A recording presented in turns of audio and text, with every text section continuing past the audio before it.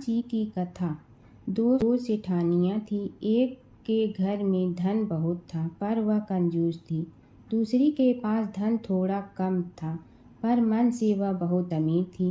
रोज सवेरे उठती, गंगा स्नान करती, तुलसी माता, बड़ पीपल सींचने, भगवान के मंदिर जाके पूजा करती। धर्मराज सूरज भगवान की कहानी सुनती, भगवान के भोग लगाकर अतिथि को जिमाती, गाय कुत्ता के लिए ग्रास निकालती। दूसरी सेठानी इस धर्मात्मा को देखकर हंसती और कहती, पता नहीं दिन भर क्या करती रहती है। थोड़े समय बाद दोनों सेठानियों को भगवान का बुलावा आया। धर्मात्मा सेठानी के तो यमराज जी ने विमान भेजा और दूसरी को दूत मारते ही ले गया। रास्ते में सेठानी बोली, मेरे को भूख लगी है। तो दूत बोले, किसी को कुछ दिया होगा तो मिलेगा। फिर बोली, प्यास लगी है। दूत बोले, किसी को पानी पिलाया तो मिलेगा। रास्ते में उसे काट चुभने लगे, गर्मी पड़ने लगी, पर दूत तो उसे घसीटे ही ले गए। अब सेठानी बहुत पछताने लगी कि सब कुछ होते हुए भी दान धर्म नहीं किया। इतने में यमराज का दरबार आया। धर्मात्मा बुढ़िया को भगवान के पास सिंहासन मिला और वह उस पर बैठी थी।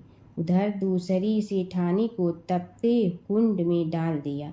अब सेठानी यमराज से बोली, मुझे 1.25 पहर का जीवन दान दे दो, मैं वापस आकर दंड भोग लूंगी। यमराज बोले, ठीक है। सेठानी के शरीर में वापस प्राण डाल दिए। संसार में आते ही पंडितों को बुलाकर सेठानी ने धर्मराज की कथा सुनी, सब तरह से धर्म किया। इतने में समय पूरा हो गया। अब की बार विमान आया। 1.25 पहर के दान धर्म से सेठानी को स्वर्ग मिला। धर्मराज जी की परम भक्त पोपा बाई की कथा। एक गांव में एक पोपा बाई रहती थी। जब वह 5 साल की थी तभी से वह नियम से धर्मराज जी व्रत की कथा सुनती थी और व्रत करती थी। एक दिन उसने अपने भाई व भाभी से कहा कि मैं शादी नहीं करूंगी, अब मैं अपना समय भगवान की पूजा अर्चना में ही बिताना चाहती हूँ। इसलिए मेरी झोपड़ी गांव के बाहर बनवा दो और गांव में सबको कह दो कि वह अपनी गाय व बछड़ों को मेरे यहाँ ही घास भूस चरने को भेज दो और जिसकी भी इच्छा हो, श्रद्धा हो, मुझे खाना भिजवा दो। एक दिन नगर का राजा शिकार खेलने जंगल में आया और गांव के बाहर जंगल के पास बनी झोपड़ी देखकर रुक गया। झोपड़ी के पास जाकर उसने आवाज लगाई कि कौन है, लेकिन भीतर से कोई आवाज न आने पर वह लगातार दरवाजा खटखटाता रहा। तब पोपा बाई उठी और कहने लगी कि कौन हो तुम जो बार बार दरवाजा बजा रहे हो, क्यों आवाज लगा रहे हो? राजा ने कहा कि मैं यहाँ का राजा हूँ और तुम्हारे साथ विवाह करूँगा। पोपा बाई ने कहा कि जहाँ से आए हो वहीं चले जाओ, मैं किसी पराये आदमी का मुँह नहीं देखती हूँ। राजा ने पोपा बाई की एक नहीं सुनी और जबरदस्ती उठा ले गया। तब पोपा बाई ने राजा को श्राप दिया कि तुम्हारा सारा राजपाट नष्ट हो जाएगा। महल में आने पर राजा की रानियों ने सारी बात सुनकर राजा से अनुरोध किया कि पोपा बाई को वहीं वापस छोड़ आओ। राजा जब पोपा बाई को वापस झोपड़ी में छोड़ने जाने लगा तो रास्ते में पाप की नदी आई जिसमें राजा डूब गया। कुछ समय बाद पोपा बाई मृत्यु के बाद धर्मराज जी के यहाँ पहुँची और धर्मराज जी ने उन्हें स्वर्ग का राज दे दिया। एक बार एक सेठ व सेठानी मृत्यु लोक से स्वर्ग लोक आए तो उसके द्वार बंद देखकर वह धर्मराज जी से द्वार खोलने का आग्रह करते हैं। धर्मराज जी कहते हैं, इस द्वार पर पोपा बाई का राज है। इस पर सेठ सेठानी कहते हैं कि हम पोपा बाई को नहीं जानते हैं। धर्मराज जी उन दोनों की बात सुनकर कहते हैं कि तुम दोनों 7 दिन तक मृत्युलोक में रहो। 8 खोपड़ा से राई भरकर 5 कपड़े ऊपर रखकर कहानी सुनकर उद्यापन करना और कहना कि राज है। पोपा बाई लेखा लेगी राई राई का, सारे बोलो गोपा बाई की जय। एक बूढ़ा ब्राह्मण था। वह रोज पीपल को जल से सींचता था। पीपल में से रोज एक लड़की निकलती और कहती, पिताजी मैं आपके साथ जाऊंगी। यह सुनते सुनते बूढ़ा दिन ब दिन कमजोर होने लगा। तो बुढ़िया ने पूछा कि क्या बात है। बूढ़ा बोला कि पीपल से एक लड़की निकलती है और कहती है कि वह भी मेरे साथ चलेगी। बुढ़िया बोली कि कल ले आना उस लड़की को, जहाँ 6 लड़कियां पहले से ही हमारे घर में है, वहाँ 7वीं लड़की और सही। अगले दिन बूढ़ा उस लड़की को घर ले आया। घर लाने के बाद बूढ़ा ब्राह्मण आटा मांगने गया तो उसने पहले दिनों की अपेक्षा आज ज्यादा आटा मिला था।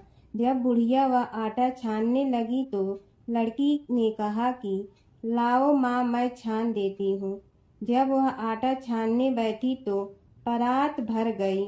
उसके बाद माँ खाना बनाने जाने लगी तो लड़की बोली कि आज रसोई मैं बनाऊंगी।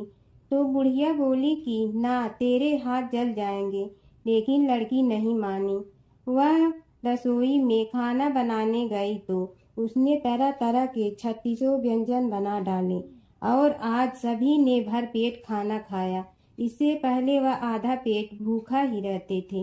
रात हुई तो बुढ़िया का भाई आया और कहने लगा कि दीदी मैं तो खाना खाऊंगा।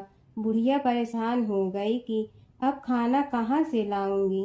लड़की ने पूछा कि क्या बात है माँ।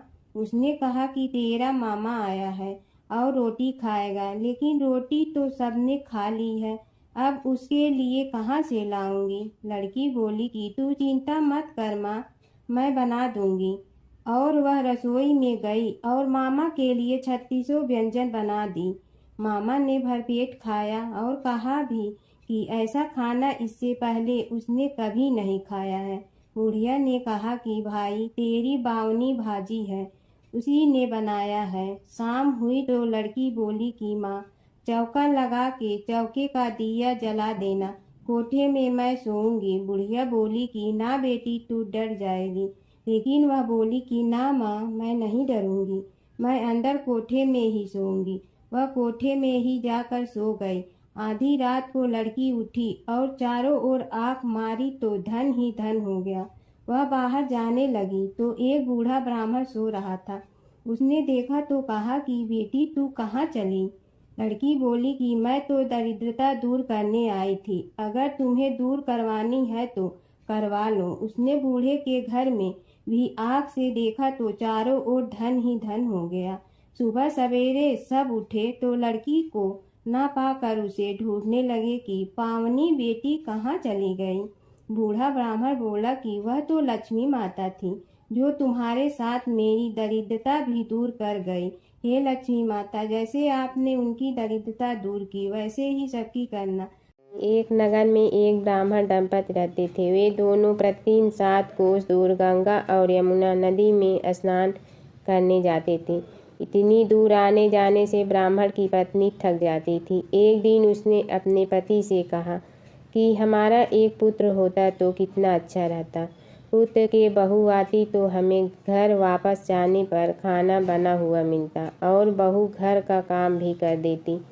अपनी पत्नी की बात सुनकर ब्राह्मण ने कहा कि तूने बात तो सही कही है, चल मैं तेरे लिए बहू ला ही देती हूँ। ब्राह्मण ने कहा कि एक पोटली में आटा डालकर कुछ मोहरे रख दे। ब्राह्मण के कहे अनुसार उसने पोटली बांध कर दे दी।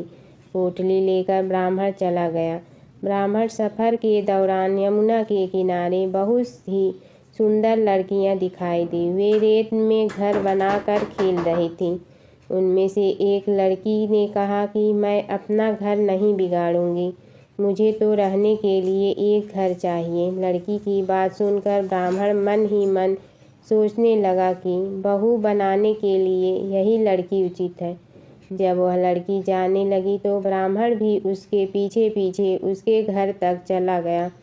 वहां जाकर ब्राह्मण ने उस लड़की से कहा, बेटी किसी के घर खाना नहीं खाता, मैं अपने साथ आटा लेकर आया हूँ। तुम अपनी माता से पूछो कि क्या वह मेरे लिए आटा छान कर 4 रोटी बना देंगी। यदि वह मेरा आटा छान कर रोटी बनाएंगी तो ही मैं रोटी खा लूँगा। लड़की ने जाकर अपनी माँ को ये सारी बात बताई। माँ ने कहा, उचित है, जाकर ब्राह्मण देव से कह दो कि वह अपना आटा दे, मैं रोटी बना दूंगी। जब वह आटा छानने लगी तो आटे में से मोहरें निकली। वह सोचने लगी कि जिसके आटे में इतनी मोहरें हैं उसके घर में कितनी मोहरें होंगी। जब ब्राह्मण खाना खाने बैठा तो लड़की की माँ ने उस ब्राह्मण से पूछा, क्या आपका कोई लड़का है और क्या आप उस लड़के की सगाई करने जा रहे हो? यह सुनकर ब्राह्मण ने कहा कि मेरे लड़का तो काशी में पढ़ने गया हुआ है, लेकिन यदि तुम कहो तो खाड़ कटोरे से विवाह करके तेरी बेटी को अपने साथ ले जाऊं। लड़की की माँ ने कहा, ठीक है ब्राह्मण देव। इस पर लड़की की माँ ने लड़की की खाट कटोरे से शादी करके ब्राह्मण के साथ भेज दिया। ब्राह्मण ने घर आकर कहा, रामू की माँ, दरवाज़ा खोल कर देख, मैं तेरे लिए बहू लेकर आया हूँ। ब्राह्मण की पत्नी भीतर से ही बोली, हमारे तो कोई बेटा बेटी नहीं है, तो बहू कहाँ से आए? दुनिया ताने मारती थी, अब आप भी मारने लगे। ब्राह्मण ने कहा, तू दरवाज़ा खोल कर तो देख। जब ब्रह्माणी ने दरवाज़ा खोला तो सामने बहू को खड़ी देखा। उसने बहू का स्वागत किया और आदर सत्कार से अंदर ले गई। अब जब ब्राह्मण अपनी पत्नी के साथ नदी स्नान करने जाता तो पीछे से बहू घर का सारा काम करके और खाना बना कर रखती थी। वह उनके कपड़े धोती और रात को हाथ पैर भी दबाती थी। इस तरह बहुत दिन बीत गए। ब्रह्माणी ने अपनी बहू से कहा कि बहू कभी भी चूल्हे की आग मत बुझने देना और मटके का पानी खत्म मत होने देना। परंतु एक दिन चूल्हे की आग बुझ गई। यह देखकर बहू घबरा गई और भागी भागी अपनी पड़ोसन के पास गई और कहा कि मेरे चूल्हे की आग बुझ गई है, मुझे थोड़ी आग चाहिए। मेरे सास ससुर सुबह 5 बजे से गए हुए हैं, वह थके हुए घर आएंगे, इसलिए मुझे उनके लिए खाना बनाना है। यह सुनकर पड़ोसन ने कहा कि तू तो बावली है, तुझे यह दोनों मिलकर पागल बना रहे हैं। इनके कोई पुत्र नहीं है, ये निसंतान है। बहू ने कहा, नहीं, ऐसा मत बोलो, इनका बेटा तो बनारस काशी में पढ़ने गया हुआ है। इस पर पड़ोसन ने कहा कि यह तुझे झूठ बोलकर लाए हैं, मेरी बात सच मान, इनके कोई बेटा नहीं है। अब बहू पड़ोसन की बातों में आ गई और कहने लगी कि अब आप ही बताओ मैं क्या करूं। पड़ोसन ने कहा कि क्या है, जब तुम्हारे सास ससुर आए तो जली हुई रोटियां बनाकर देना और बिना नमक की दाल बना कर देना। खीर की करछी दाल में और दाल की करछी खीर में डाल देना। पड़ोसन ने उसे अच्छे से सिखा पढ़ा दिया। फिर जब उसने सास ससुर घर आए तो उसने न तो उनका आदर सत्कार किया, ना ही उनके कपड़े धोए। जब उसने सास ससुर को खाना दिया तो सास बोली, बहू आज यह रोटियां जली हुई क्यों हैं और दाल भी अलूनी है। तब बहू ने पलट कर कहा कि एक दिन ऐसा खाना खा लोगे तो कुछ बिगड़ नहीं जाएगा। तुम्हारा सास ससुर को खड़ी खोटी सुनाकर वह फिर से पड़ोसन के पास गई और बोला कि अब आगे क्या करना है। पड़ोसन ने कहा कि अब तुम सातों कोठों की चाबी मांग लेना। अगले दिन जब भी स्नान करने के लिए जाने लगे तो बहू अड़ गई कि मुझे तो सातों कोठों की चाबी चाहिए। तब ससुर ने कहा कि इसे चाबी दे दो। तब सास ने बहू को चाबी दे दी। सास ससुर के जाने के बाद जब बहू ने दरवाजे खोले तो देखा कि किसी में अन्न भरा है, किसी में धन भरा है और किसी कोठे में बर्तन पड़े हैं। जब उसने सबसे ऊपर का 7वां कोठा खोला तो देखा कि शिव जी, पार्वती माता, लक्ष्मी, गणेश जी, पीपल पथवारी, कार्तिक के ठाकुर, राई, दामोदर, तुलसी जी का बिड़वा, गंगा, यमुना और 33 कोटि देवी देवता विराजमान है। वहीं पर एक लड़का चंदन की चौकी पर बैठा माला जप रहा है। यह सब देखकर उसने लड़के से पूछा कि तुम कौन हो? तब लड़का बोला कि मैं तेरा पति हूँ, अभी दरवाज़ा बंद कर दे, जब मेरे माता पिता आएंगे तब दरवाज़ा खोलना। यह सब देखकर बहू बहुत खुश हुई और 16 श्रृंगार कर सुंदर वस्त्र पहनकर अपने सास ससुर का इंतजार करने लगी। उसने अपने सास ससुर के लिए अच्छे अच्छे पकवान बनाए।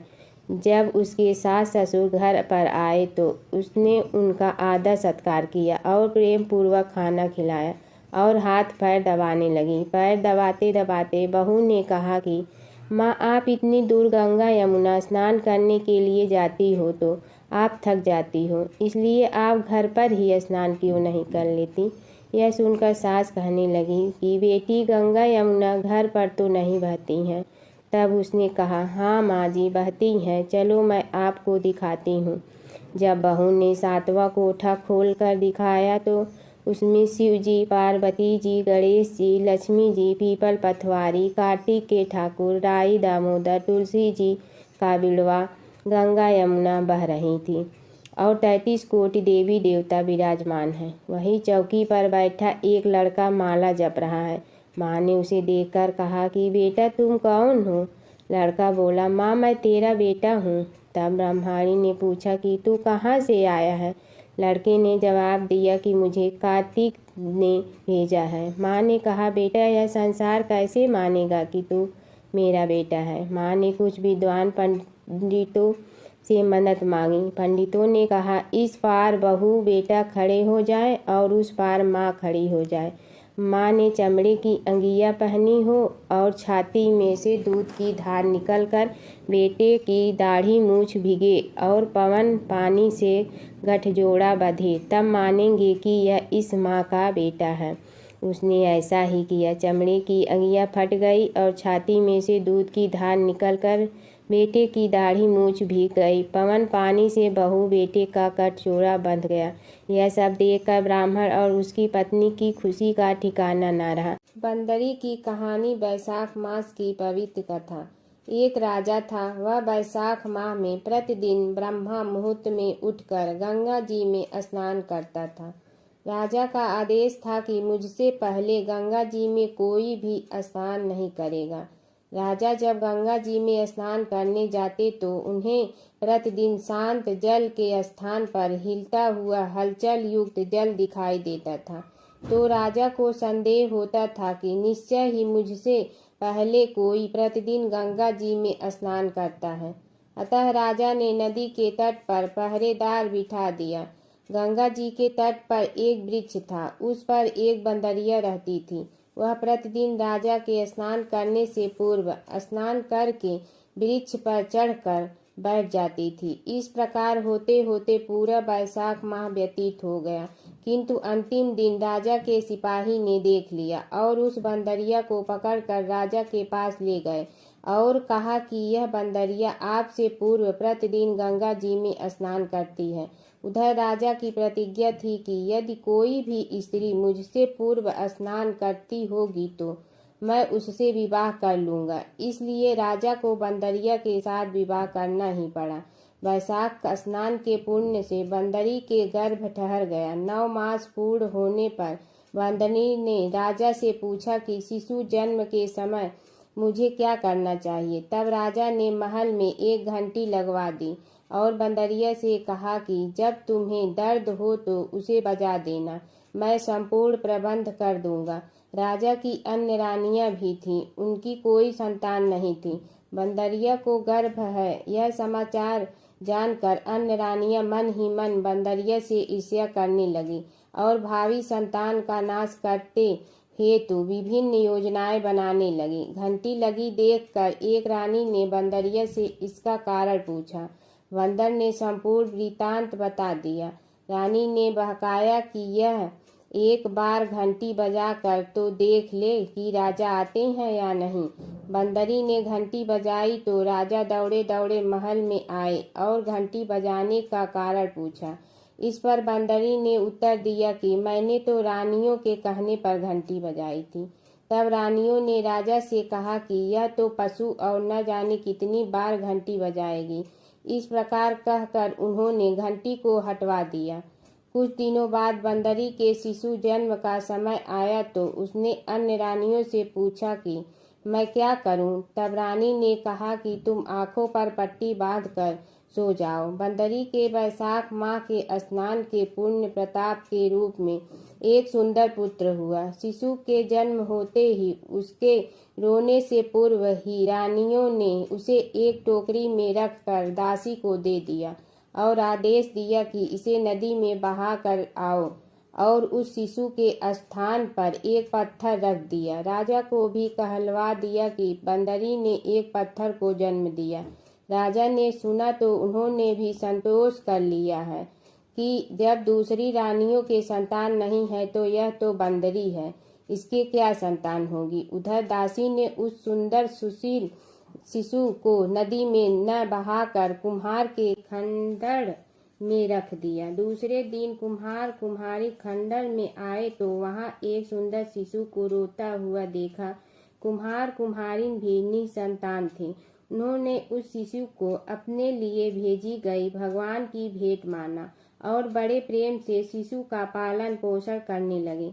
कुछ बड़ा होने पर बालक को यह ज्ञात हुआ कि वह रानी बंदरी का पुत्र है, जिनको रानियों ने मरवाना चाहा था। एक दिन वह बालक कुम्हार के बनाए हुए मिट्टी के हाथी घोड़े लेकर पनघट पर जा बैठा और दासियों को देखकर कहने लगा कि आओ रे मेरी मिट्टी के हाथी घोड़े, पानी पियो। जब दासियों ने यह बात सुनी तो वह हंसने लगी और बोली, अरे मूर्ख, कभी मिट्टी के हाथी घोड़े भी पानी पीते हैं क्या? इस पर उस बालक ने कहा कि कभी बंदरी के भी पत्थर जन्म लेते हैं क्या? उस बालक की यह बात दासियों ने जाकर महल में कही। तब रानियों ने दूसरे दिन विष मिलाकर लड्डू भेज दिए। ईश्वर की कृपा से लड्डू गोद और बादाम के हो गए और उन लड्डू को खाने से उस लड़के की मृत्यु नहीं हुई।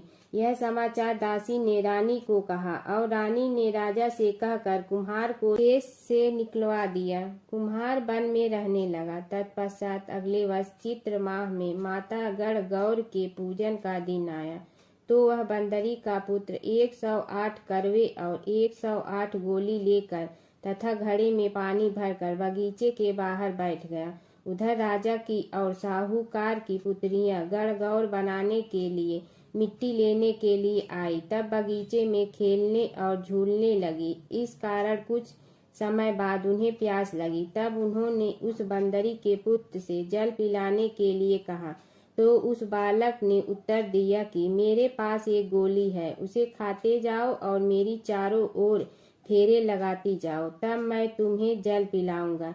इस पर पहले तो कन्याओं ने मना किया, किंतु प्यास तीव्र होने के कारण मान गए। इस प्रकार गोली खाने और उस युवक के साथ फेरे लेने से वह गर्भवती हो गई। बाद में जब उनके माता पिता को यह ज्ञात हुआ तो वह सभी कुम्हार के पास आए और संपूर्ण वृत्तांत सुनाया तथा कहा कि तेरे पुत्र ने हमारी कन्याओं से विवाह किया है, अब तुम्हें इन्हें अपने पास रखना होगा। तब कुम्हार ने निर्धन होने के कारण असमर्थता व्यक्त की। 2 कन्याओं की माता पिता ने बहुत सारा धन देकर अपनी कन्याओं को कुम्हार के घर विदा किया और कुम्हार के घर 108 बहुएं आ गई और कालांतर में उनके 108 ही पोते हो गए। कुम्हार ने समस्त नगरी को भोजन हेतु निमंत्रण दिया और राजा को भी बुलवा दिया। राजा के यहाँ से रानी बंदरी के अतिरिक्त सब भोजन हेतु पधारे। तब राजकुमार राजा की आज्ञा लेकर बंदरी को लेने रथ पालकी लेकर गया और लाकर सभा में सबसे ऊंचे स्वर्ण आसन पर बैठाया। राजकुमार ने अपनी सभी पत्नियों को समझा दिया था कि बंदरी मुझे जन्म देने वाली माता है। एक एक बहू रानी बंदरी के चरण स्पर्श करती गई और एक एक सोने का सिक्का और पोते को गोद में देती गई। जब राजा और अन्य रानियों ने यह सब देखा तो कुम्हार के पुत्र से इसका कारण पूछा। रानियों को तो संदेह होने लगा कि यह अवश्य ही बंदरी का पुत्र है। इसलिए रानी और रूठ कर राजा को कहने लगी कि कुम्हार के पुत्र ने हमारा अपमान किया है और बंदरी का सम्मान किया है, अतः हम लौट कर जा रहे हैं। इधर राजा को पुत्र के जन्म का संपूर्ण रहस्य ज्ञात हो गया, इसलिए उन्होंने रानियों को देश निकाल दिया और अपनी सभी पुत्र वधू एवं पुत्रों को लेकर महल में आया और राजकुमार का राज तिलक हुआ। कुम्हार कुम्हारिन को राजकुमार ने महल में रहने के लिए निवेदन किया, किंतु वह नहीं माने। तब राजा ने उन्हें ढेर सारा धन दे दिया। वैशाख स्नान का इतना महत्व है तो सबको वैशाख स्नान करना चाहिए। बंदरी ने वैशाख स्नान किया तो उसे राजा का राज्य, पुत्र, बहुएं आदि प्राप्त हुई है। ईश्वर जैसे बंदरी को पुण्य मिले, इस प्रकार हमें भी पुण्य देना। जमुना की कहानी। प्राचीन समय में एक गांव था जिसमें दो बहनें रहा करती थी। एक बहन का नाम गंगा था तो दूसरी बहन का नाम जमुना था। एक बार दोनों बहनें एक साहूकार के खेत से गुजर रही थी तो जमुना ने 13 दाने जौ के तोड़ लिए, जिसे देख गंगा बोली कि तुझे तो ग्रहण लग गया, तूने चोरी की है। इस पर जमुना बोली कि अब मेरा ग्रहण कैसे धुलेगा। गंगा ने कहा कि तुझे 12 साल तक साहूकार के यहाँ नौकरी करनी पड़ेगी, तभी तेरा पाप धुलेगा और ग्रहण से मुक्ति मिलेगी। जमुना साहूकार के यहाँ नौकरी के लिए जाती है और अपने लिए काम मांगती है। साहूकार उसे काम पर रख लेता है, लेकिन काम करने से पहले जमुना उसे कहती है कि मैं सारे काम करूंगी लेकिन 4 काम नहीं करूंगी। जूठे बर्तन नहीं मांजूंगी, झाड़ू नहीं लगाऊंगी, बिस्तर नहीं बिछाऊंगी और दिया नहीं जलाऊंगी। 12 साल के बाद कुंभ का मेला लगा तो साहूकारनी भी कुंभ नहाने जाने लगी। जमुना ने उसे जाते देख कहा कि कुंभ के मेले में मेरी बहन गंगा मिलेगी तो उसे यह सोने का टक्का दे देना, इससे वह अपने हाथों में सुंदर चूड़ियां पहन लेगी। साहूकारनी ने कुंभ के मेले में गंगा को वह सोने का टका दे दिया। गंगा ने उनसे वह टका लेते हुए कहा कि मेरी बहन को कहना कि उसके 12 वर्ष पूरे हो गए हैं, अब वह वहां वापिस आ जा। साहूकार व साहूकारनी वापिस घर आए तब जमुना मटके में पानी भर रही थी। दोनों जमुना से बोले कि हमने सोने का वह टका तेरी बहन गंगा को दे दिया था और उसने कहा है कि तेरे 12 वर्ष पूरे हो गए हैं, इसलिए अब तुम वापिस जाओ। यह समाचार सुनते ही जमुना सहस्त्र धारा में बदल गई और बहने लगी। जमुना जी का यह रूप देखकर साहूकार और साहूकारनी परेशान हो गई थी। हमारे घर में जमुना माता ने काम किया, हमें तो अब ग्रहण लग गया है, हम यह ग्रहण कैसे उतारेंगे। जमुना भागकर गंगा माता के पास चली गई। गंगा ने जमुना से पूछा कि तुम साहूकारनी से कुछ कहकर आई हो या ऐसे ही बिना बताए आ गई। तब जमुना बोली कि मैं तो कुछ भी बताकर नहीं आई हूँ। गंगा ने कहा कि जा उन्हें धीरज दे आ, नहीं तो उन्हें जीवन भर असंतोष ही रहेगा। गंगा के कहने पर जमुना माता ने साहूकारनी को सपने में दर्शन दिए और कहा कि तुम दोनों उल्टे माथे क्यों पड़े हो, जाओ उठकर खाओ पियो। तब दोनों बोले कि हम कैसे उठे, हमें तो ग्रहण लगा है, क्योंकि हमने उल्टे सीधे और पता नहीं कितने नीच कार्य आपसे कराए हैं। तब जमुना जी बोली कि तुम्हें ग्रहण नहीं लगा है, ग्रहण तो मुझे लगा था कि मैंने तुम्हारे खेत से 13 दाने जौ के चुराए थे। मैं तो अपना ग्रहण उतारने तुम्हारे घर आई थी। मेरा ग्रहण तुम्हारे घर में 12 वर्ष तक रहने से उतर गया है और मेरी मुक्ति हो गई है। जमुना जी ने कहा कि तुम्हें कोई ग्रहण नहीं लगा है, उल्टे मेरे 12 वर्ष तक यहाँ रहने से तुम्हारी भी मुक्ति हो गई है। यह कहकर जमुना जी स्वप्न से चली गई। दोनों उठकर देखते हैं कि उनके घर में पहले से भी अधिक धन हो गया है। हे जमुना माता, जैसे आपने साहूकार व साहूकारनी की मुक्ति कराई, वैसे ही आप अपने सभी भक्तों की करना। बसेरे की कहानी। किसी गांव में एक भाट व एक जाट रहता था। दोनों में घनिष्ठ मित्रता थी। एक बार जाट अपनी बहन के घर जाने को तैयार हुआ तो भाट अपनी ससुराल जाने को तैयार हुआ। दोनों साथ चल पड़े तो रास्ते में रुककर एक कुएं की मुंडेर पर बैठ गए। जाट ने भाट से कहा कि नगर बसेरा कर लेते हैं।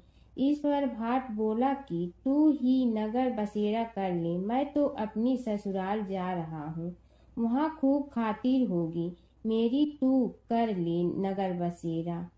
जाट वहीं कुएं के पास बैठ पानी की घंटी और चावल का दाना लेकर नगर बसेरा करने लगा। नगर बसेरा करने के साथ जाट कहने लगा कि नगर बसेरा जो करे सो मल धोवे पाँव, ताता माड़ा तापसी देगी मेरी माँ, माँ देगी मावशी तेगी द्वारका का वास, मीठा मीठा घास वृंदावन का वास, पांच कुल्थी छठी रास मेरी जीवड़ो श्री कृष्ण के पास, डालू पानी हो जाए घी झट से निकल जाए मेरा जी। यह सब कर कर के वह जाट बहन के पास चल पड़ा। जाट की बहन ने भाई के आने पर उसकी खातिर की। खी बूढ़ा के साथ भाई को जिमाया। दोनों ने बैठकर ढेर सारी बातें की। इधर भाट अपने ससुराल पहुंचा तो वहां आग लगी हुई थी। आग बुझाने वह भी लग गया, जिसमें हाथ मुंह भी काले हो गए और खुद भी थोड़ा सुलझ गया। ना रोटी ना पानी के लिए ही किसी ने पूछा। एक पड़ोसन आई तो उसने भाट की सास को कहा कि जमाई आया है, जरा उस आओ भगत कर लो। बुढ़िया बोली कि सब कुछ तो जल गया है, अब कहाँ से आओ भगत करूं। तब पड़ोसन ने ही भाट को एक रोटी के साथ छाछ दी। उसने वही खाकर गुजारा किया। शाम को दोनों फिर घर की ओर चल पड़े और रास्ते में मिल गए और एक दूसरे का हाल पूछा। भाट बोला कि मेरी ससुराल में तो आग लगी हुई थी, आग बुझाते मैं खुद काला हो गया हूँ, ना रोटी मिली ना पानी। जाट बोला कि मेरी तो बहुत खातिर हुई। फिर बोला कि मैंने कहा था ना कि नगर बसेरा कर ले, अब कर ले, लेकिन भाट ने फिर मना कर दिया। कहने लगा कि चाहे रोटी दे या न दे, तेरी तो माँ है, दही चूरमा का पेड़ा धरा पाएगा। भाट ने फिर नगर बसेरा नहीं किया। जाट ने कर लिया। नगर बसेरा जो करे सो मल धोवे पाँव, ताता माड़ा तापसी देगी मेरी माँ, माँ देगी मावशी देगी द्वारका का वास, मीठा मीठा घास वृंदावन का वास, पांच कुल्थी छठी रास मेरा जीवड़ो श्री कृष्ण के पास, डालू पानी हो जाए घी झट से निकल जाए मेरा जी। करके वह चल पड़ा। घर पहुँचते ही जाट की मावशी ने बहुत लाड प्यार किया। उधर भाट घर गया तो उसकी भैंस खो गई थी। बाप एक लाठी रखे तो दूसरी उठाए और कहने लगा कि ससुराल गया तो आग लगा दी, अब यहाँ आया तो भैंस खो दी। बाप ने कहा कि पहले भैंस लेकर आ, तभी रोटी पानी मिलेगा। सारा दिन भाट भैंस ढूंढता रहा, लेकिन उसे भैंस नहीं मिली। जाट और भाट की मुलाकात फिर से बाजार में हो गई। जाट ने भाट के हाल चाल पूछे तो भाट बोला कि आते ही भैंस खो गई, बस उसी दिन से भैंस ढूंढ रहा हूँ। रोटियां का तो पूछो ही मत। जाट ने कहा कि मैंने तो पहले ही कहा था कि नगर बसेरा कर ले।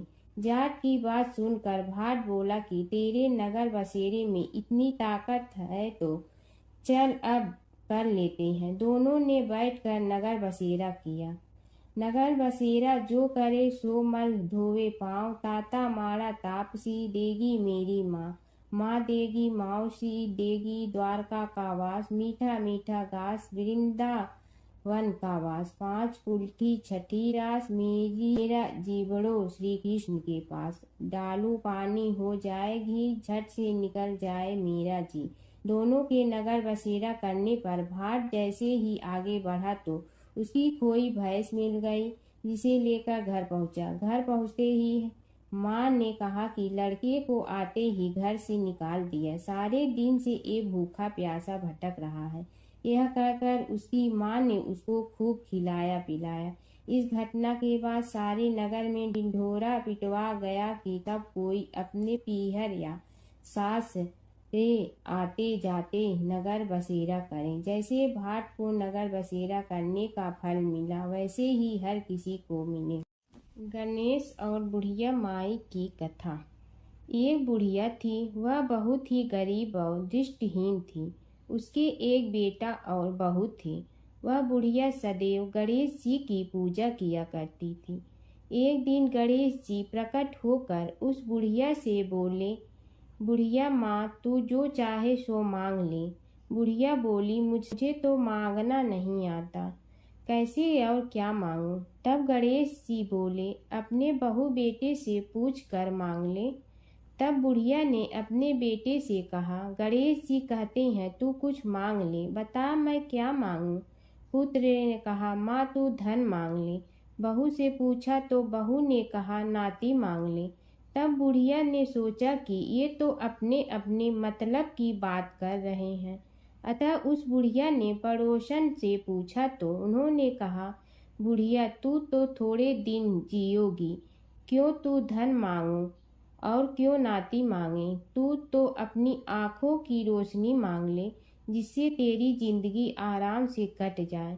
इस पर बुढ़िया बोली, यदि आप प्रसन्न हैं तो मुझे 9 करोड़ की माया दे, निरोगी काया दे, अमर सुहाग दे, आँखों की रोशनी दे, नाती दे, पोता दे और सब परिवार को सुख दे और अंत में मोक्ष दे। यह सुनकर तब गणेश जी बोले, बुढ़िया माँ, तुमने तो हमें ठग लिया। फिर भी जो तूने मांगा है वचन के अनुसार सब तुझे मिलेगा।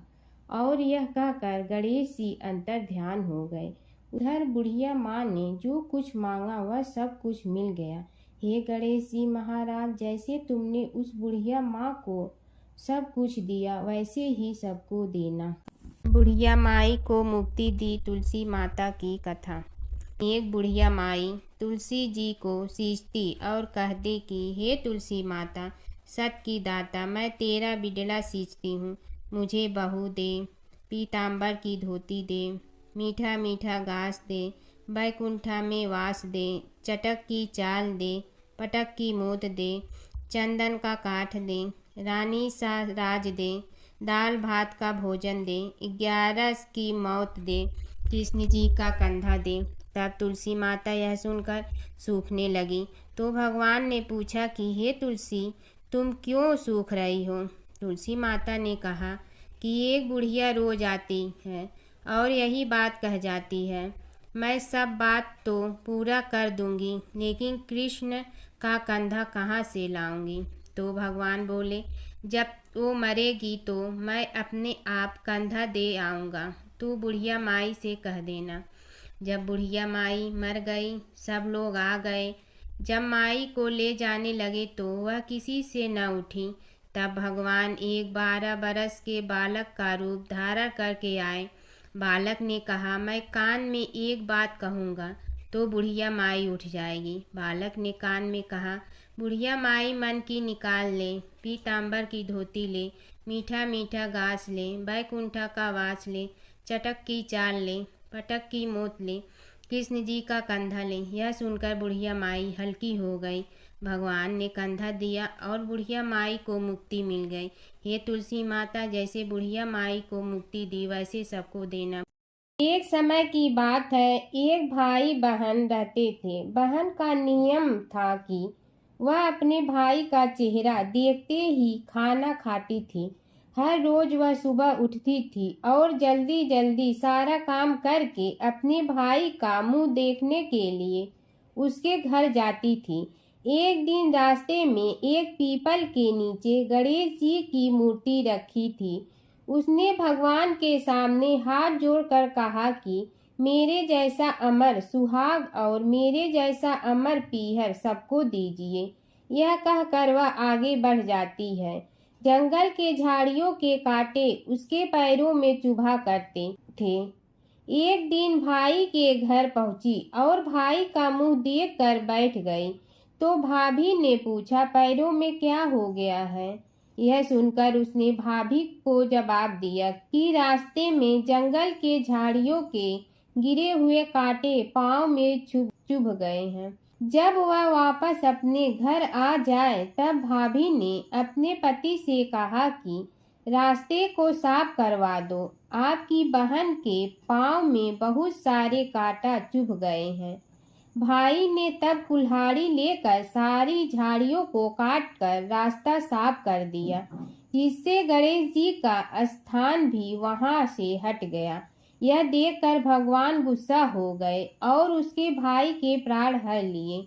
लोग अंतिम संस्कार के लिए जब भाई को ले जा रहे थे तब उसकी भाभी रोते हुए लोगों से कही, थोड़ी देर रुक जाओ, उसकी बहन आने वाली है, वह अपने भाई का मुंह देखे बिना नहीं रह सकती है, उसका यह नियम है। तब लोगों ने कहा, आज तो देख लेगी पर कल कैसे देखेगी?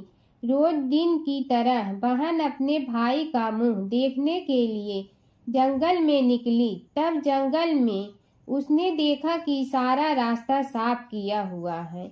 जब वह आगे बढ़ी तो उसने देखा कि सिद्धि विनायक को भी वहां से हटा दिया गया है। तब उसने जाने से पहले गणेश जी को एक अच्छे स्थान पर रखकर उन्हें स्थान दिया और हाथ जोड़कर बोली, भगवान, मेरे जैसा अमर सुहाग और मेरे जैसा अमर पीहर सबको देना। और फिर बोलकर आगे निकल गई। भगवान सोचने लगे, अगर इसकी नहीं सुनी तो हमें कौन मानेगा, हमें कौन पूजेगा? तब सिद्धि विनायक ने उसे आवाज दी, बेटी, इस खेजड़ी की 7 पत्तियां लेकर जा और उसे कच्चे दूध में धोकर भाई के ऊपर छींटा मार देना, वह उठकर बैठ जाएगा। यह सुनकर जब बहन पीछे मुड़ी तो वहां कोई नहीं था। फिर वह यह सोचने लगी कि ठीक है, जैसा सुना वैसा कर लेती हूँ। फिर वह 7 खेजड़ी की पत्तियां लेकर अपने भाई के घर पहुंची। उसने देखा वहां कई लोग बैठे हुए हैं। भाभी बैठी रो रही है और भाई की लाश रखी है। तब उसने पत्तियों को बताए हुए नियम के तहत भाई के ऊपर इस्तेमाल किया। तब भाई उठकर बैठ गया। भाई बोला बहन से, मुझे बहुत ही गहरी नींद आ गई थी। तब बहन बोली, यह नींद किसी दुश्मन को भी न आए, और उसने सारी बात अपने भाई को बता दी। एक समय की बात है कि विष्णु भगवान का विवाह लक्ष्मी जी के साथ निश्चित हो गया। विवाह की तैयारी होने लगी। सभी देवताओं को निमंत्रण भेजे गए, परंतु गणेश जी को निमंत्रण नहीं दिया। कारण जो भी रहा हो, अब भगवान विष्णु की बारात जाने का समय आ गया। सभी देवता अपनी पत्नियों के साथ विवाह समारोह में आए। उन सब ने देखा कि गणेश जी कहीं दिखाई नहीं दे रहे हैं। तब वे आपस में चर्चा करने लगे कि क्या गणेश जी को कोई न्योता नहीं दिया है या स्वयं गणेश जी ही नहीं आए हैं। सभी को इस बात पर आश्चर्य होने लगा। तभी सब ने विचार किया कि विष्णु भगवान से ही इसका कारण पूछा जाए। विष्णु भगवान से पूछने पर उन्होंने कहा कि हमने गणेश जी के पिता भोलेनाथ महादेव को न्योता भेजा है। यदि गणेश जी अपने पिता के साथ आना चाहते हैं तो आ जाते, अलग से न्योता देने की कोई आवश्यकता भी नहीं थी। दूसरी बात यह है कि उनको 1.25 मन मूंग, 1.25 मन चावल, 1.25 मन घी और 1.25 मन लड्डू का भोजन दिन भर में चाहिए। यदि गणेश जी नहीं आएंगे तो कोई बात नहीं, दूसरे के घर जाकर इतना सारा खाना पीना अच्छा भी नहीं लगता। इतनी वार्ता कर ही रहे थे कि किसी एक ने सुझाव दिया, यदि गणेश जी आ भी जाए तो उनके द्वारपाल बनाकर बैठा देंगे कि आप घर की याद रखना।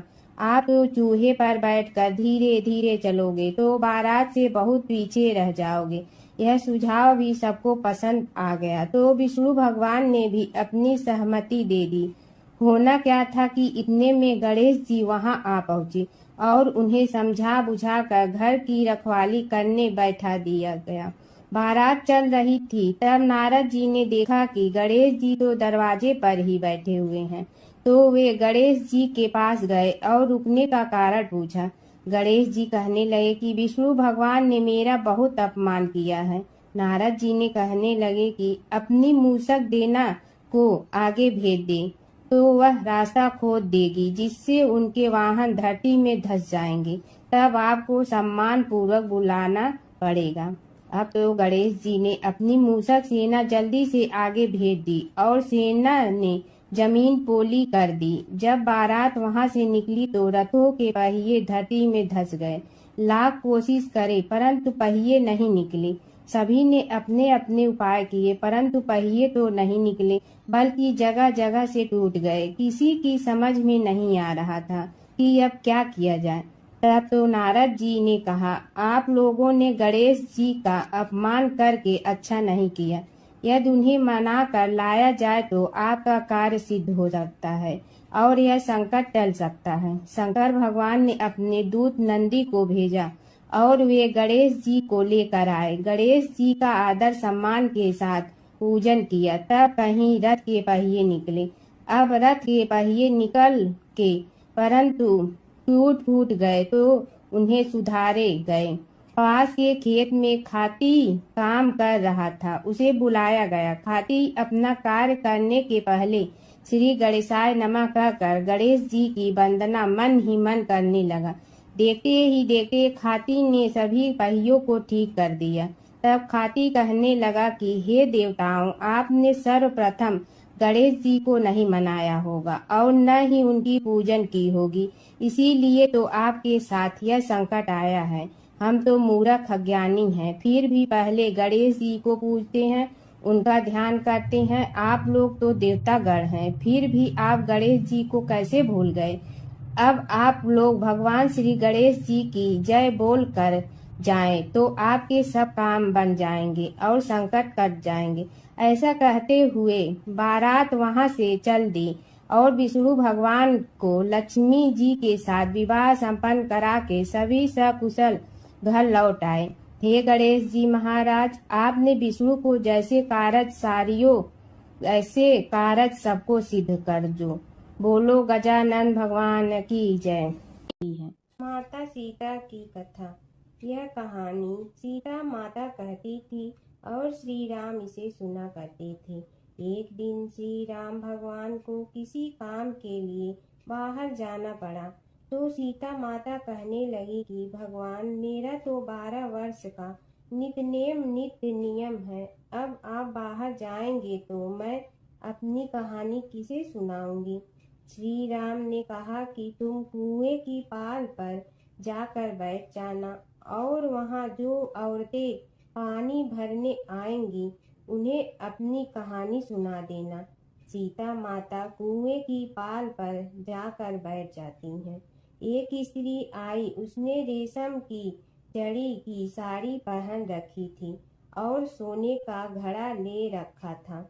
सीता माता उसे देख कहती हैं कि बहन, मेरा 12 वर्ष का नित्य नेम सुन लो। पर वह स्त्री बोली कि मैं तुम्हारा नित्य नेम सुनूंगी तो मुझे घर जाने में देरी हो जाएगी और मेरी सास मुझसे लड़ेंगी। उसने कहानी नहीं सुनी और चली गई। उसकी रेशम जड़ी की साड़ी फट गई, सोने का घड़ा मिट्टी के घड़े में बदल गया। सास ने देखा तो पूछा कि ये किसका दोष अपने सिर लेकर आ गई है। बहू ने कहा कि कुएं पर एक औरत बैठी थी, उसने कहानी सुनने के लिए कहा, लेकिन मैंने सुनी नहीं, जिसका यह फल मिला है। बहू की बात सुनकर अगले दिन वही साड़ी और घड़ा लेकर सास कुएं की पाल पर गई। सास को वहीं माता सीता बैठी मिली, तो माता सीता ने कहा कि बहन, मेरी कहानी सुन लीजिए। सास बोली कि एक बार छोड़, मैं तो 4 बार कहानी सुन लूंगी। राम आए, लक्ष्मण आए, देश के पुजारी आए, नित नेम का नेम लाए, आओ राम बैठो राम, तपी रसोई जियो राम, माखन मिश्री खाओ राम। दूध बतासा पियो राम, सूत के पलका मोठो राम। साल दुसाला पोठो राम, साल दुसाला ओढ़ो राम। जब बोलो जब राम ही राम, राम संवारे सबके काम। खाली घर भंडार भरेंगे, सबका बेड़ा पार करेंगे। श्री राम जय जय राम। सास बोली कि बहन कहानी तो बहुत अच्छी लगी। कहानी सुनकर सास घर चली गई और उसकी साड़ी फिर से रेशम जरी की बन गई। मिट्टी का घड़ा फिर सोने के घड़े में बदल गया। बहू कहने लगी, सासू माँ आपने ये सब कैसे किया? सास ने कहा कि बहू तू दोष लगा के आई थी और मैं अब दोष उतार कर आ रही हूँ। बहू ने फिर पूछा कि वह कुएं वाली स्त्री कौन है? सास बोली कि वे सीता माता थी। वे पुराने से नया कर देती हैं, खाली घर में भंडार भर देती हैं। वह लक्ष्मी जी का वास घर में कर देती हैं। आदमी की जो भी इच्छा हो उसे पूरा कर देती हैं। बहू बोली कि ऐसी कहानी मुझे भी सुना दो। सास बोली कि ठीक है तुम भी सुनो। और सास ने कहानी शुरू की। राम आए लक्ष्मण आए, देश के पुजारी आए। नित नेम का नेम लाए, आओ राम बैठो राम। तपी रसोई जियो राम, माखन मिश्री खाओ राम। दूध बतासा पियो राम, सूत के पलका मोठो राम। साल दुसाला पोठो राम, साल दुसाला ओढ़ो राम। जब बोलो जब राम ही राम, राम संवारे सबके काम। खाली घर भंडार भरेंगे, सबका बेड़ा पार करें। श्री राम जय राम। कहानी सुनकर बहू बोली कि कहानी तो बहुत अच्छी है। सास ने कहा कि ठीक है, इस कहानी को रोज कहा करेंगे। अब सास बहू रोज सवेरे उठती, नहाती धोती और पूजा करने के बाद नितनेम की सीता की कहानी कहती। एक दिन उनके यहाँ एक पड़ोस की औरत आई और बोली कि बहन जरा सी आँच दे ना। तो वह बोली कि आज तो अभी हमने जलाई ही नहीं। पड़ोसन ने कहा कि तुम सुबह 4 बजे से उठकर क्या कर रही हो? फिर उन्होंने कहा कि सुबह उठकर हम पूजा करते हैं, फिर सीता माता की नितनेम की कहानी कहते हैं। पड़ोसन ने उसकी बात सुनकर फिर कहा कि सीता माता की कहानी कहने से तुम्हें क्या मिलता है? वे बोली कि इनकी कहानी कहने से घर में भंडार भर जाते हैं, सारे काम सिद्ध होते हैं, मन की इच्छा भी पूरी हो जाती है। पड़ोसन कहती है कि बहन ऐसी कहानी तो मुझे भी सुना दो। फिर वह बोली कि ठीक है तुम भी यह कहानी सुन लो। राम आए लक्ष्मण आए, देश के पुजारी आए। नित नेम का नेम लाए, आओ राम बैठो राम। सारी कहानी सुनने के बाद पड़ोसन कहने लगी, बहन कहानी तो मुझे बहुत अच्छी लगी। अब वह पड़ोसन भी नित नेम सीता माता की कहानी कहने लगी। कहानी कहने से सीता माता ने पड़ोसन के भी भंडार भर दिए। अब तो पूरे मोहल्ले में नित नेम की कथा चल पड़ी। हर किसी की मनोकामना पूरी होने लगी।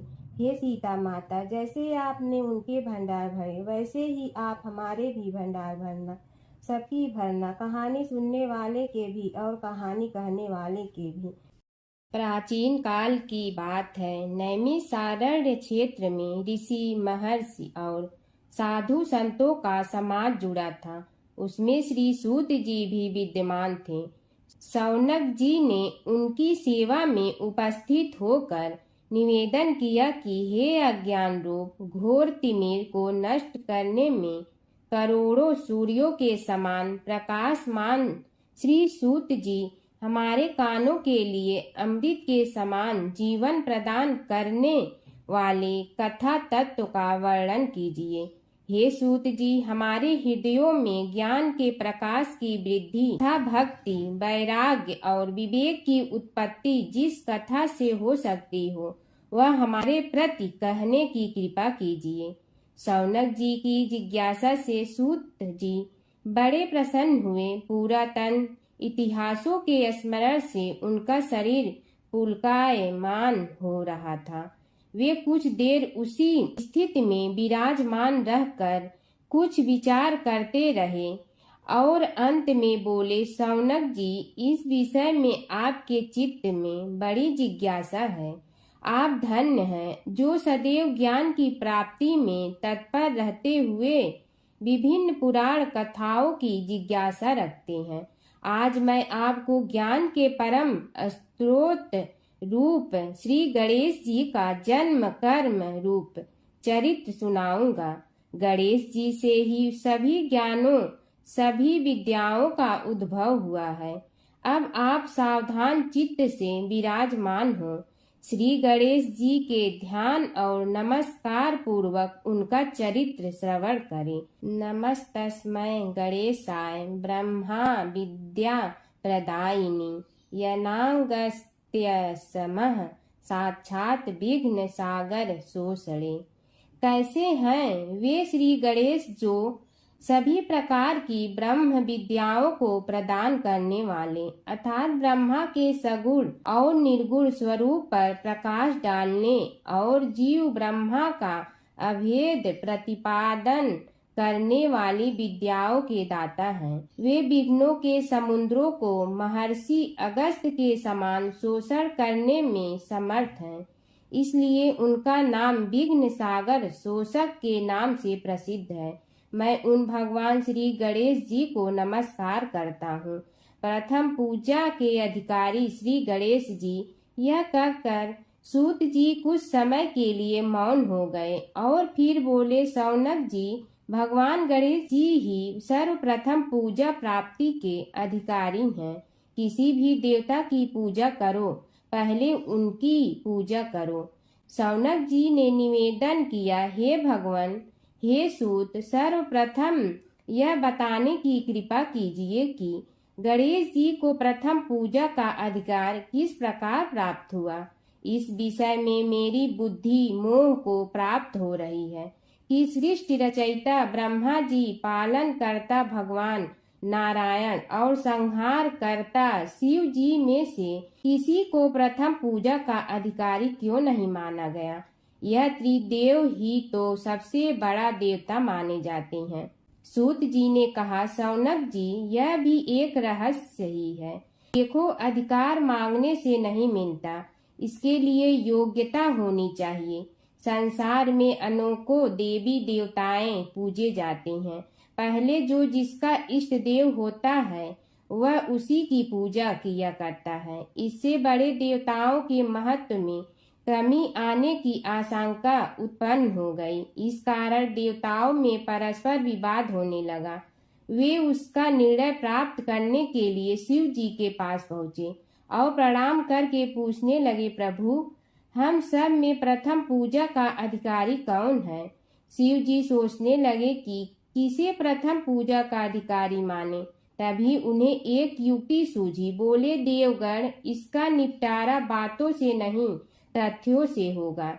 इसके लिए एक प्रतियोगिता रखनी होगी, शिव की परिक्रमा करने की प्रतियोगिता।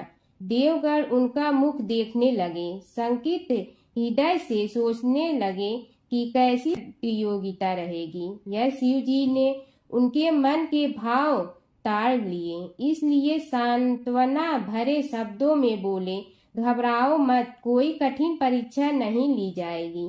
बस इतना ही कि सभी अपने अपने वाहनों पर चढ़कर संसार की परिक्रमा करो और फिर यहाँ लौट आओ। जो पहले लौटेगा वही सर्वप्रथम पूजा का अधिकारी होगा। अब क्या देर थी, सभी अपने अपने वाहन पर चढ़कर दौड़ पड़े। किसी का वाहन गजराज था तो किसी का सिंह, किसी का भैंसा तो किसी का मृग, किसी का हंस तो किसी का उल्लू, किसी का अश्व तो किसी का श्वान। अभिप्राय यह है कि वाहनों को विविधता के दर्शन उस समय जितने भले प्रकार से हो सकते थे उतने अन्य समय में नहीं। सबसे गया बीता वाहन गणेश जी का था मूषक, उससे चूहा भी कहते हैं। ऐसे वाहन के बल भरोसे इस प्रतियोगिता में सफल होना तो क्या, सम्मिलित होना भी हास्यास्पद है। गणेश जी ने सोचा, छोड़ो, क्या होगा प्रतियोगिता में भाग लेने से, हम तो यहाँ बैठे रहकर ही तमाशा देखेंगे। वे बहुत देर तक विचार करते रहे। अंत में उन्हें एक युक्ति सूझी। शिव जी स्वयं ही जगदाता हैं, यह संसार उन्हीं का प्रतिबिंब है, तब क्यों न इन्हीं की परिक्रमा कर ली जाए। इनकी परिक्रमा करने से ही संसार की परिक्रमा हो जाएगी। ऐसा निश्चय कर उन्होंने मूषक पर चढ़कर शिव जी की परिक्रमा की और उनके समक्ष जा पहुँचे। शिव जी ने कहा, तुमने परिक्रमा पूर्ण कर ली? उन्होंने उत्तर दिया, जी हाँ। शिव जी सोचने लगे कि इसे तो यहीं घूमते हुए देखा, फिर परिक्रमा कैसे कराया। देवताओं का परिक्रमा करके लौटना आरंभ हुआ और उन्होंने गणेश जी को वहां बैठे देखा तो माथा ठनक गया। फिर भी साहस करके बोले, अरे तुम विश्व की परिक्रमा के लिए नहीं गए? गणेश जी ने कहा, अरे मैं कब का यहाँ आ गया। देवता बोले, तुम्हें तो कहीं भी नहीं देखा। गणेश जी ने उत्तर दिया, देखते कहाँ से, समस्त संसार शिव जी में विद्यमान है। इनकी परिक्रमा करने से ही संसार की परिक्रमा पूर्ण हो गई। सूत जी बोले, शौनक, इस प्रकार गणेश जी ने अपनी बुद्धि के बल पर ही विजय प्राप्त कर ली। उनका कथन सत्य था, इसलिए कोई विरोध करता भी तो कैसे। बस उसी दिन से गणेश जी की प्रथम पूजा होने लगी।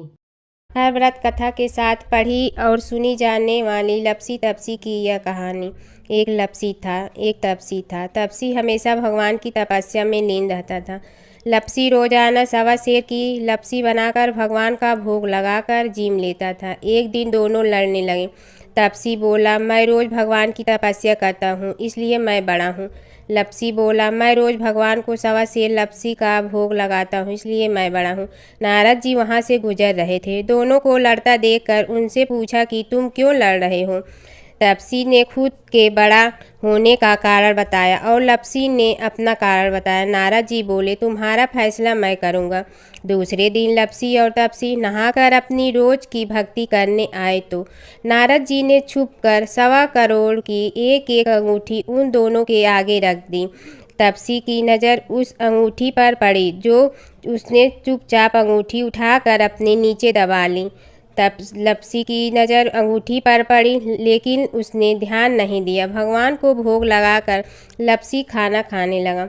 नारद जी सामने आए तो दोनों ने पूछा कि कौन बड़ा, तो नारद जी ने तपसी से खड़ा होने को कहा। वो खड़ा हुआ तो उसने नीचे दबी अंगूठी दिखाई पड़ी। नारद जी ने लपसी से कहा, तपस्या करने के बाद भी तुम्हारी चोरी करने की आदत नहीं गई, इसलिए लपसी बड़ा है और तुम्हें तुम्हारी तपस्या का कोई फल भी नहीं मिलेगा। तपसी शर्मिंदा होकर माफ़ी मांगने लगा। उसने नारद जी से पूछा, मुझे मेरी तपस्या का फल कैसे मिलेगा। नारद जी ने कहा, यदि कोई गाय और कुत्ते की रोटी नहीं बनाएगा तो फल तुम्हें मिलेगा। यदि कोई ब्राह्मण को भोजन करवा कर दक्षिणा नहीं देगा तो फल तुम्हें मिलेगा। यदि कोई साड़ी के साथ ब्लाउज नहीं देगा तो फल तुझे मिलेगा। यदि कोई दिए से दिया जलाएगा तो फल तुम्हें मिलेगा। यदि कोई सारी कहानी सुने लेकिन तुम्हारी कहानी नहीं सुने तो फल तुझे मिलेगा। उसी दिन से हर व्रत कथा कहानी के साथ लपसी तपसी की कहानी भी सुनी और कही जाती है। ओम जय जगदीश हरे, स्वामी जय जगदीश हरे। भक्त जनों के संकट क्षण में दूर करे। ओम जय जगदीश हरे। जो ध्यावे फल पावे, दुख बिन दे मन का। सुख संपत्ति घर आवे, कष्ट मिटे तन का। ओम जय जगदीश हरे। मात पिता तुम मेरे, शरण कहूँ किसकी। तुम विनय और न दूजा, आस करूँ जिसकी। ओम जय जगदीश हरे। तुम पूर्ण परमात्मा, तुम अंतर्यामी। पार ब्रह्म परमेश्वर, तुम सबके स्वामी। ओम जय जगदीश हरे। तुम बिंदा के सागर, तुम पालन करता। मैं मूर्ख कल काम, कृपा करो भरता। ओम जय जगदीश हरे। तुम हो ये कय गोचर, सबके प्राणपति। किस विधि मिलूं दया में, तुमको मैं कुमति। ओम जय जगदीश हरे। दीन बंधु दुख हरता तुम रक्षक मेरे, अपने हाथ उठाओ द्वार पड़ा तेरे। ओम जय जगदीश हरे, विषय विकार मिटा पाप हरो देवा, श्रद्धा भक्ति बढ़ाओ संतन की सेवा।